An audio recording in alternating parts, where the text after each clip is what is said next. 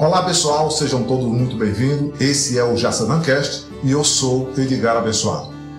Esse é um podcast que ele tem como missão apresentar o empreendedorismo, trabalhar a parte educacional e mostrar os potenciais que nós temos. Nesse quesito, assim, as pessoas não veem muito. Você vê lá no Jornal Nacional que a inflação está a tanto. E daí você não entende isso. Mas essa senhorinha provavelmente ela vai lá no mercado e a feira dela, que há 5 anos atrás era 200, hoje é 300.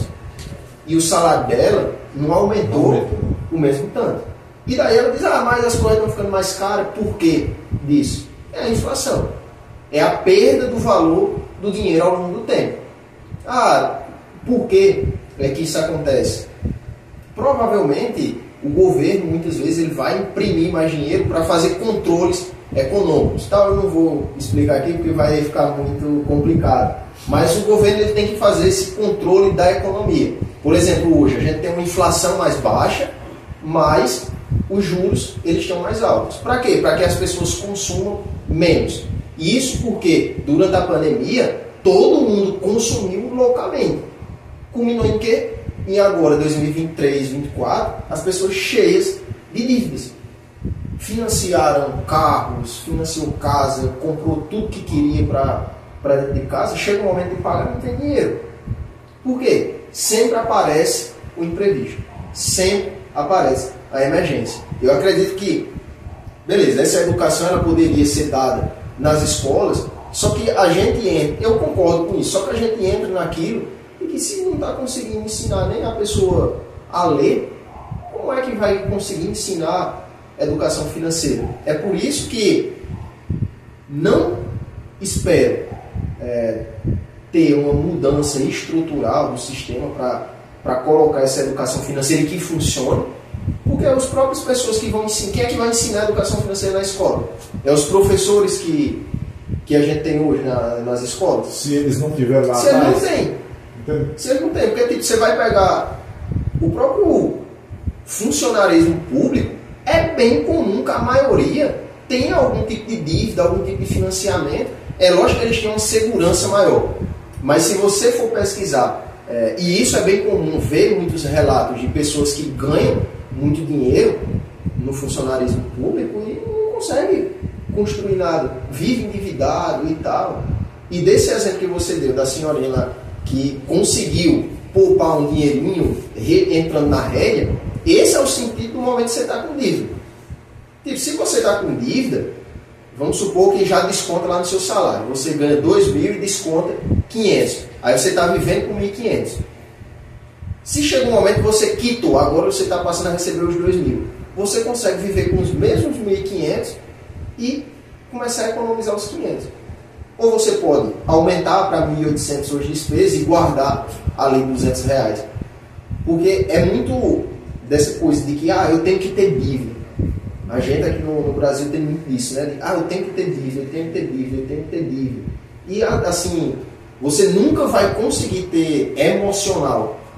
Você não vai mais dormir bem. Você vai ter problema em casa, você vai ter problema com sua família. Você não vai conseguir trabalhar direito por causa dessa emoção que ela já está destruída por causa de dívida. Matheus, além dos investimentos na Bolsa de Valores, ele tem outro empreendimento? Tenho.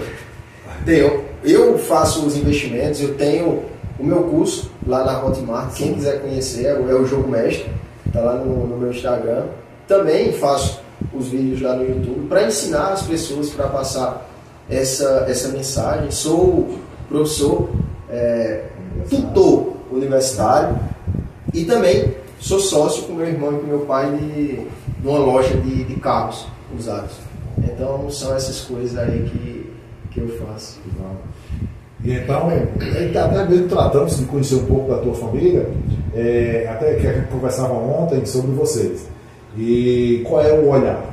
O olhar é que hoje dentro da família tem você enquanto administrador e investidor. Do outro lado tem o irmão, que ele é mais a parte comercial, né? Percebe-se isso? Não sei se exatamente isso. E o pai também é a parte comercial. E tem a mãe que também é empreendedora. Fala aí como é que é essa junção de... Assim, desde que a gente começou realmente, a gente abriu a loja e tal, desde que a gente começou isso meio que já ficou bem claro, sabe? Meu irmão, ele acaba tendo essa veia mais comercial, ele gosta de comprar, ele gosta de vender, ele gosta desse contato com as pessoas, então fica lá, tá dando resultado e tal. Pai da mesma maneira, né? Mais de 20 anos trabalhando com pessoas, e ele também é muito dessa parte comercial, de comprar, de vender, de ter contato mesmo com o ser humano, enquanto eu, dentro da minha parte da personalidade, não, eu fico mais no off, por assim dizer, né? Nessa parte mais administrativa, e até porque também eu tenho os outros projetos, né? Eu não é que não tenha tempo, mas para focar em um eu teria que abdicar no outro. Então nesse modelo a gente consegue estruturar bem. Até que a maioria das pessoas nem sabe que eu sou sócio também, né? Porque muitas vezes chega e pergunta: ah, é só do teu irmão aqui? Não, eu costumo dizer que lá em casa sempre foi muito assim, era tudo de todo mundo. Quem conhece o pai, ele sempre vai falar isso. Lá em casa ninguém nunca teve um carro, ninguém nunca teve uma moto para dizer isso daqui é meu, isso daqui é seu. Não, é de todo mundo, a gente lá em casa. E essa foi para a maneira com que eu vivo hoje, foi um dos principais ensinamentos, porque por a gente meio que ser muito próximo, tudo está em volta de nós quatro lá em casa, isso facilitou muito as coisas para mim, porque a gente veio de baixo junto. Tipo, no começo, a família em si não era só pai, não era só mãe que não tinha nada, não era só a gente, não, era todo mundo, era os quatro. Não tinha praticamente nada, até o momento que a gente trabalha para ter o que a gente tem hoje. Como foi o início? Sofrido, bem sofrido. Assim, nesse quesito de construção da família como um todo, foi bem sofrido, porque lá no início tinha que trabalhar toda hora. E isso é até para quem vai assistir também, para quem é mais jovem. E bem, tipo, você vê, hoje o Instagram ele é muito bom, mas você entra lá, você vê o pessoal tudo milionário e parece não trabalhar, parece não fazer nada. É tudo muito fácil. E não é, você vai empreender, vai ser difícil, você vai ter que trabalhar além do que você acredita que você consegue, mas você consegue, se você realmente tiver um foco, tiver um objetivo de construir. Eu acredito que não tem como você fazer isso sem ter um plano. Não tem como você fazer todas as coisas na loucura. Ah, eu vou começar uma empresa hoje. Se você não tiver um plano, você não aguenta um ano. Você fecha. Você tem que ter um plano bem estruturado. O que é que eu vou fazer nesse primeiro ano? E no início você não vai saber como fazer isso muito bem. Mas aí você vai o quê? Aprendendo. Porque hoje, grande parte assim, das coisas que a gente faz, até lá, quando a gente vai abrir a loja de carros, a gente planejou tudo muito bem. A gente vai fazer isso. No começo vai ser difícil, a gente vai ter que trabalhar muito, vai ter que fazer bastante coisa, só que a gente já sabia, porque lá, há 10, 15 anos atrás, a gente já tinha feito a mesma coisa. Já tinha passado pelo mesmo processo, já entendia que isso ia acontecer. Nesse início, para chegar onde vocês estão hoje, caíram algumas vezes? Entendeu o que isso aí? Cara, assim, eu costumo pensar que não. Eu também digo que eu sempre tive a vida muito certinha, assim. Eu nunca fui, nunca bebi, nunca fui muito de ir pra festa, nunca acreditei nisso de perder, de ganhar dinheiro rápido e perder já esse dinheiro. Eu sempre acreditei que se eu poupar, que se eu ficar juntando ali, eu vou ter alguma coisa no futuro. Então não, até lá em casa nunca teve. É lógico que tem uns períodos de maior dificuldade, mas eu não vou chegar aqui e dizer que teve um grande problema que a gente caiu foi lá embaixo e voltou a subir, não. A gente sempre se manteve, que é a parte importante, e sempre foi constante. As coisas sempre funcionaram de maneira assim, lógico que com uns altos e baixos, mas de uma maneira muito retilínea. De qual a gente... Na fase difícil vocês conseguiram se manter até... porque tipo, chega uma fase difícil e você, por despreparo lá de trás, você acaba não conseguindo viver bem esse momento difícil agora. Certo. E daí o seu futuro vai ficar meio que incerto. Tipo, isso do...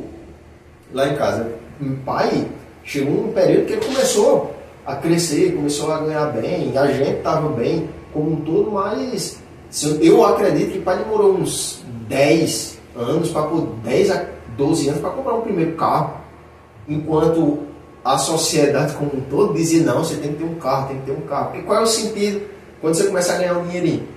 Não, você tem que ter um carro, você tem que ter um carro. E não, ele não fazia isso. Então, muitas das coisas que eu penso hoje, a maneira que eu penso hoje, foram construídas por causa disso. Então, uma coisa bem importante que você está trazendo é a base familiar. A estrutura da família deu esse respaldo para vocês.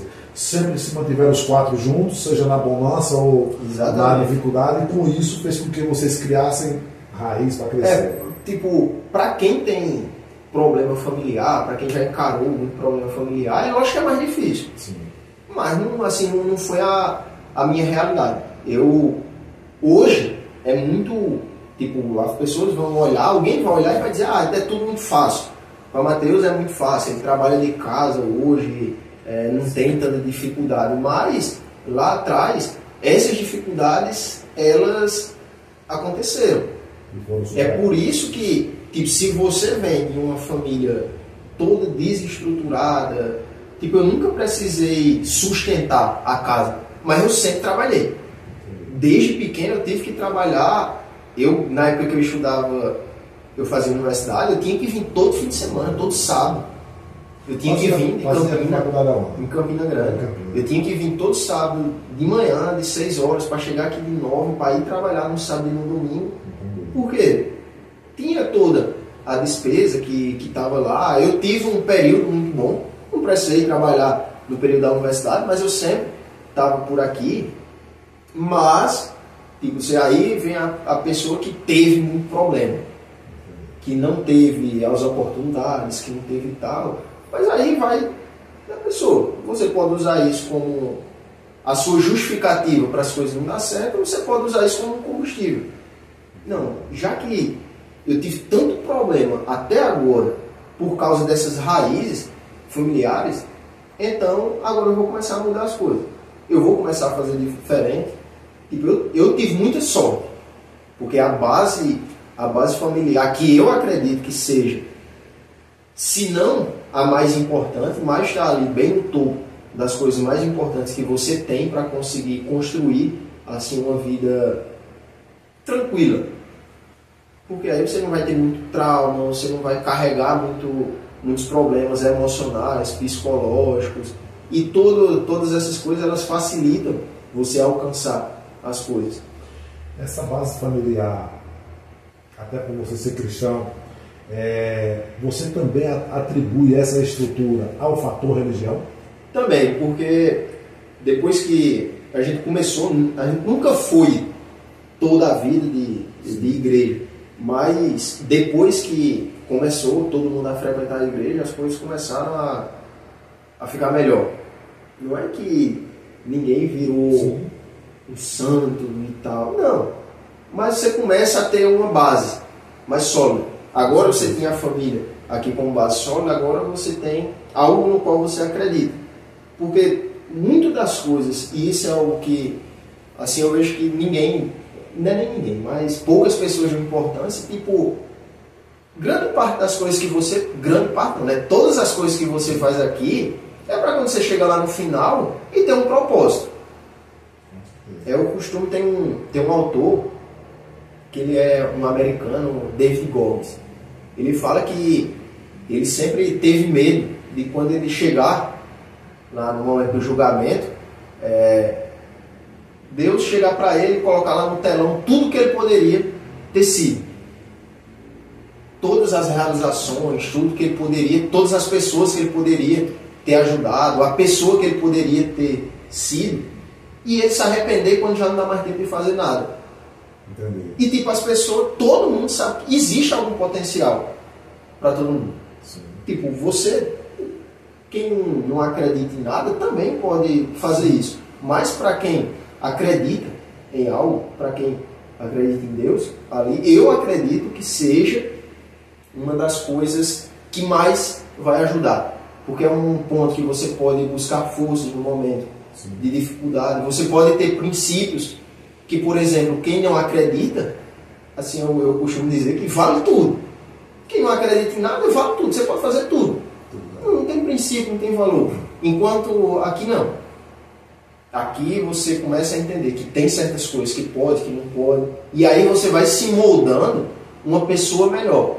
Porque tipo, de tudo que a gente falou aqui, você vai ter dinheiro e tal, eu quero isso para as pessoas, não é algo que eu quero só para mim, mas eu quero que outras pessoas elas possam melhorar a vida financeira como um todo, mas de nada vai valer isso se você for uma pessoa ruim. Entendi.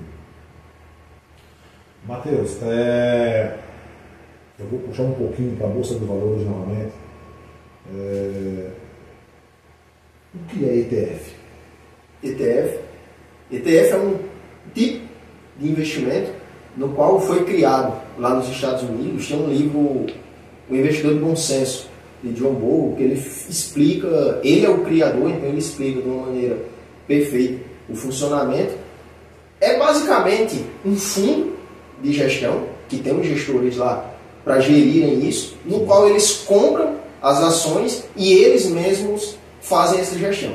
Por exemplo, aqui no Brasil a gente tem o BOVA11, que lá no BOVA11 é um ETF que vai ter as principais empresas do Ibovespa.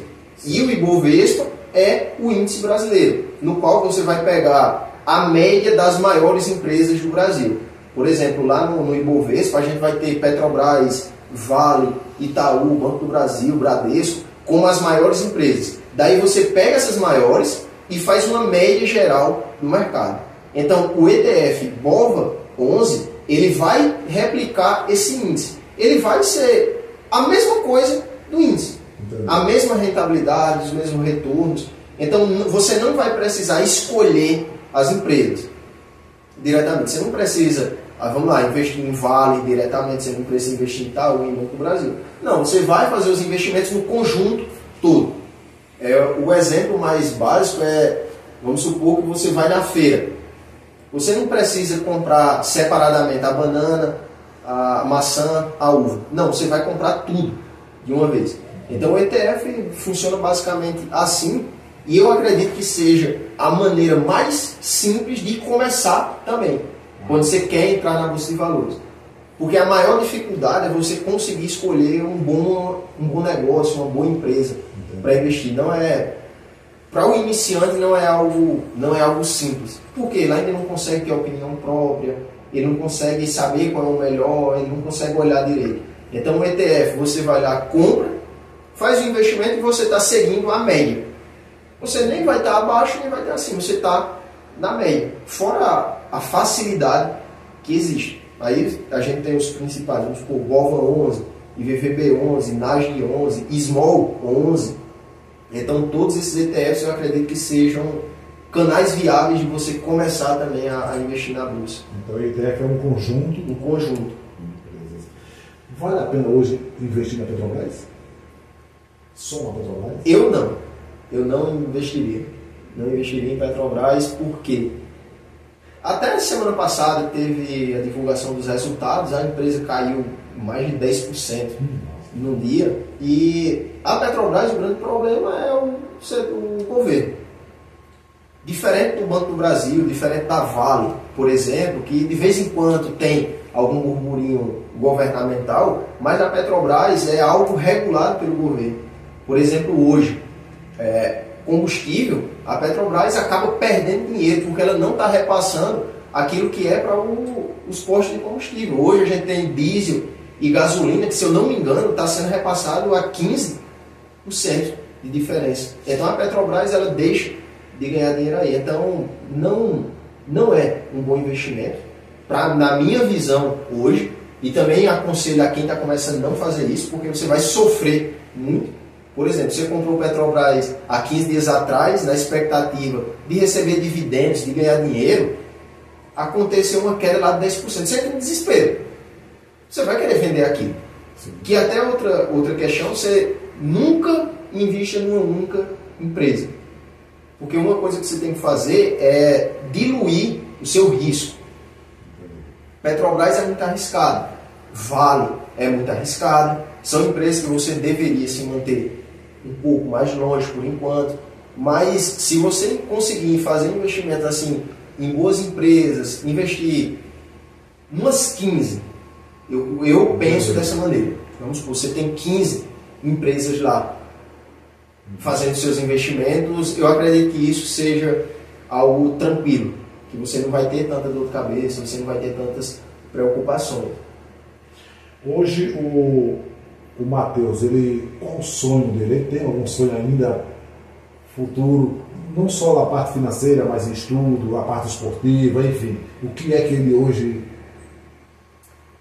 Se for, assim, eu não costumo pensar muito em sonhos. Sim. Eu acho que eu tenho alguns objetivos que eu acredito que eu coloco assim distante e eu acredito que eu vou chegar pelo menos próximo. Porque aquilo que eu falei do plano, você tem um objetivo que pode ser grande e você pode ir distribuindo ele e você começa com um plano. Daí você vai seguindo. Mas hoje eu tenho muito desejo em realmente ensinar as pessoas a melhorarem a vida financeira. Muito mesmo. É um dos meus objetivos de fazer com que as pessoas não só invistam o dinheiro, mas que elas pensem mais no dinheiro como uma maneira de auxiliar na vida delas, de conquistar uma vida melhor. Assim, nessa outra parte de estudo também, eu acho que eu vou continuar estudando para sempre. É algo que ainda estou desenvolvendo, ainda estou aprendendo, porque eu nunca fui a pessoa mais estudiosa, que mais lia, mas vou aprendendo, vou construindo isso. Aí ter família, ter filho, casar, tudo isso daí tá dentro dos planos para me tornar uma pessoa boa. Entendi. Uma pessoa boa. E realizada. Que conseguiu construir alguma coisa. Porque tipo, acho assim que é muito frustrante, né? Você passar a vida inteira e você não conseguir construir nada. Não, tipo, às vezes eu costumo assistir aquelas entrevistas que tem do pessoal já idoso que está lá no corredor, o que é que você se arrepende de não ter feito? E não é que as pessoas queriam ter mais dinheiro, mas é muitas vezes realmente isso, de você ser uma boa pessoa, de você ter bons relacionamentos, de você conseguir encontrar um sentido assim na vida. No esporte, né, vamos saltitar aqui agora. No esporte, vocês, enquanto equipe, né, equipe Trato Fino, entendo eu que fizeram uma grande competição lá no Capivara Ride. Quais as próximas competições que você diz, essa é que nós queríamos estar correndo esse ano? Esse ano, assim, o objetivo principal é o Campeonato Brasileiro. A gente vai para o Campeonato Brasileiro no dia 5, vai antes, né? Mas o brasileiro lá é dia 5 de maio. E esse é o grande objetivo do ano. É um sonho também, é um sonho poder correr com os melhores que a gente tem no Brasil. A expectativa, vamos supor, não é de vou ganhar e tal. Não, você vai e faz o seu melhor. Que é assim que você tem que fazer com toda coisa que você vai competir, com algo que você vai praticar. A gente vai lá em maio, vai tentar fazer uma boa prova, tá treinando para isso, até por circunstâncias da equipe, de objetivos pessoais de cada um, de acontecimentos pessoais de cada um, só vai eu e pai lá para o brasileiro. E esse é o grande objetivo assim do ano. A gente vai ter outras provas até o final do ano, correr lá em Soledade, em Cabra da Peste, correr em Campina, correr por mountain bike. Mas para esse ano assim já está bem próximo, mas o grande objetivo é é o brasileiro. Pela experiência que a gente vai poder adquirir lá, as histórias que a gente vai poder contar, porque do Capivara Ride eu costumo nem lembrar tanto assim da prova em si, vamos dizer, da performance em si, mas a quantidade de história que a gente trouxe lá do Piauí é impressionante. A gente viajou mais de 1.200 quilômetros para fazer uma corrida de bicicleta. E há tempos atrás, e quem ouve isso chama a gente de louco, né? Mas como é que vocês vão viajar 1.200 quilômetros de carro para ir para uma corrida de bicicleta de um dia? E isso na cabeça das pessoas não entra. Da mesma forma vai ser agora no brasileiro. A gente vai 2 dias antes, vai correr lá no domingo, vai voltar, mas as experiências aqui, elas são bem importantes. Eu estava vendo uma reportagem sobre o Bolt, o Usain Bolt. E aí a reportagem estava mostrando o seguinte: ele treinou 4 anos para correr 9 quilômetros. Vocês estão treinando o ano inteiro para correr um dia, mas é algo que vai... Aí assim, eu tenho como um objetivo, um dos objetivos de vida é esse.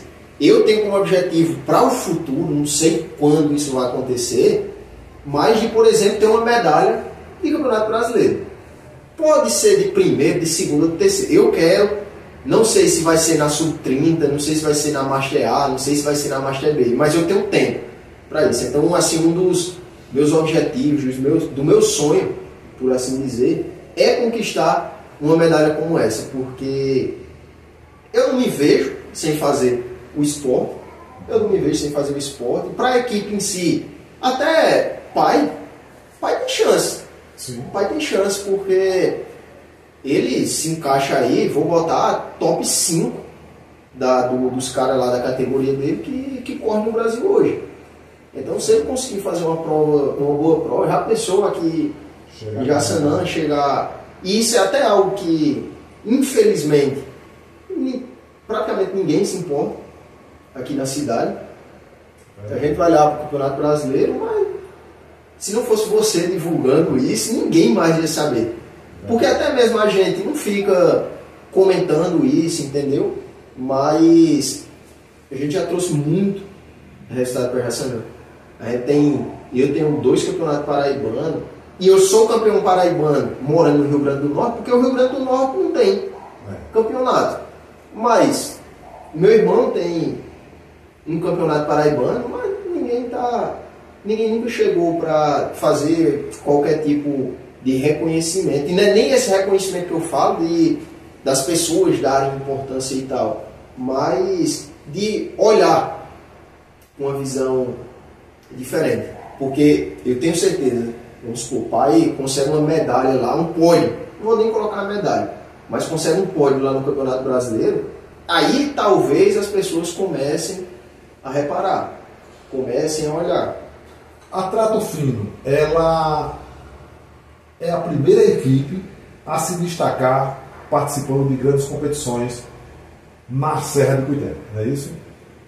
É porque assim, eu também penso que a gente tem uma disposição e uma facilidade, não vou dizer facilidade, mas uma disposição maior em ir para as provas.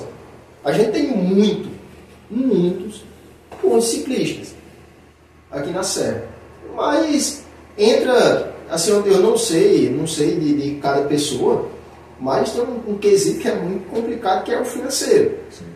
Quem anda de bicicleta, quem compete, sabe o quão caro é você competir de bicicleta. Aí é aquilo que eu falei, se não tem ajuda, como é que você vai se financiar? Porque você vê, a gente poderia, por exemplo, vamos supor, teve uma ajuda financeira. A gente poderia ter ido ano passado para o Campeonato Brasileiro. Pode ir ano que vem, pode ir mais pessoas, sim, não precisa só ir a Trato Fino. Pode ir as outras equipes daqui, porque tem muita gente boa e não só para ganhar. Porque aí também tem que tirar isso, né? Você não vai ganhar toda hora. Sim. Você vai pela experiência.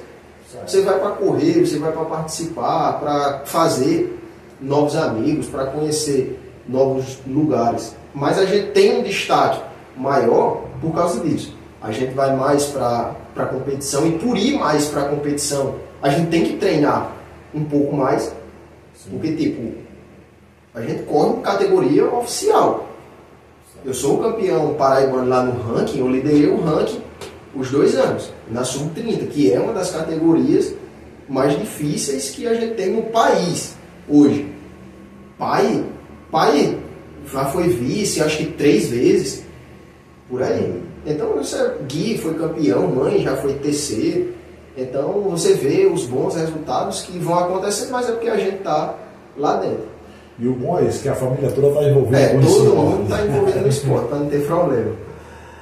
Matheus, que mensagem você deixa, não para a juventude, mas para a sociedade como um todo, sobre a questão financeira? Assim, a minha ideia é trazer uma esperança. Não é como uma pessoa que vai resolver todos os problemas do mundo, até porque eu não consigo fazer isso. Mas uma mensagem de esperança, de mostrar que é possível. Tipo, hoje a gente está aqui numa cidade com 8, 9 mil habitantes, fazendo um podcast, gravando conteúdo para que outras pessoas elas possam aprender alguma coisa. Tipo, a gente está aqui há acho que 1 hora e pouco conversando. Se alguém conseguir mudar uma partezinha da vida, isso já vai ser suficiente. E é possível. Porque assim, eu não acreditava que era lá antes. Eu achava que a gente ia viver essa mesma vida aqui para sempre do mesmo jeito que é. Mas, independente de onde a pessoa está, dá para ter essa esperança de uma vida melhor. Seja no financeiro, porque eu acredito muito que se você melhora o financeiro, várias outras coisas na sua vida elas vão acabar melhorando. Então acho que é uma palavra, esperança. Ótimo. Então, pessoal, esse é o JaçanãCast, e quem esteve conosco nesse dia foi o nosso amigo Matheus, realizando esse primeiro episódio. Na próxima semana tem mais. Portanto, agradeço a todos. Matheus, muito obrigado por estar com a gente. Eu que agradeço o convite, por trazer essa mensagem aqui. Eu espero que todo mundo possa gostar e possa tirar uma mensagem aqui que eu falei, possa tirar uma mensagenzinha aqui disso que a gente trouxe hoje e melhorar alguma parte da sua vida. Valeu!